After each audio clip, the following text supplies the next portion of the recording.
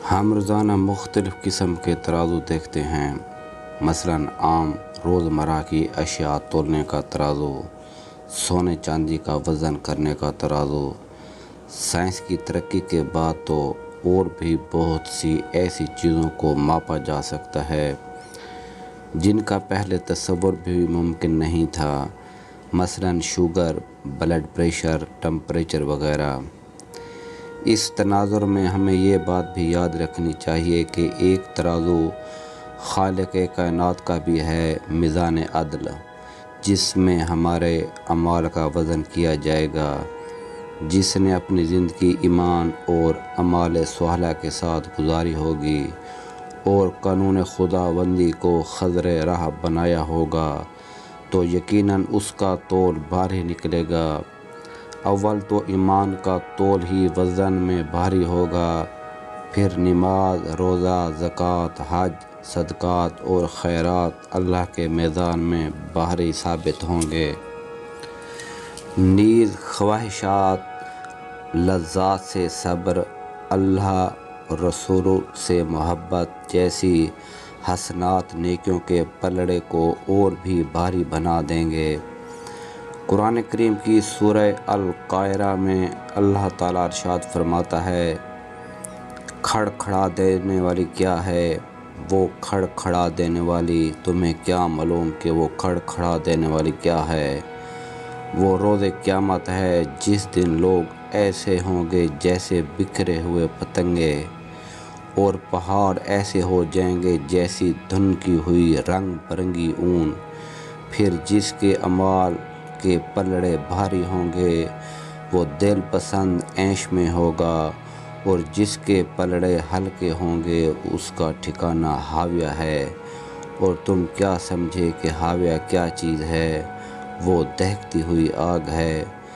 تو معلوم یہ ہوا کہ اعمال کا وزن ہوگا، گنتی نہیں، اور وزن اخلاص اور نیک اعمال سے بڑھتا ہے۔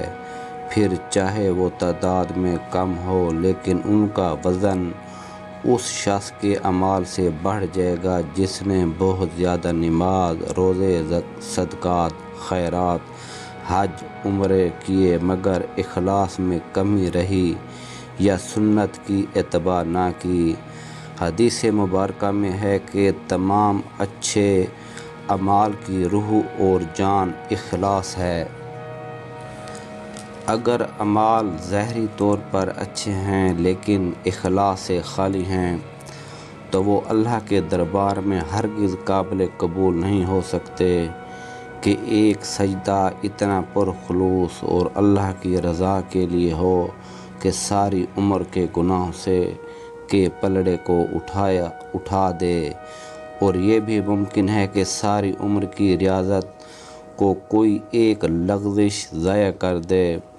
اللہ تعالیٰ کو اخلاص اتنا پسند ہے کہ صحیح بخاری کی ایک حدیث میں فرمایا ہے، خلوص دل سے صدقہ کی گئی کھجور کو اللہ تعالیٰ اپنے دائیں ہاتھ میں لے لیتا ہے اور اسے اس طرح پالتا ہے جس طرح تم اپنے بچڑوں کو پالتے ہو، حتیٰ کہ اس کا ثواب احد پہاڑ کے برابر عطا فرماتا ہے، اور ریا، شہرت، نام و نمود کے لیے کیے گئے اعمال ردی قرار دیتا ہے۔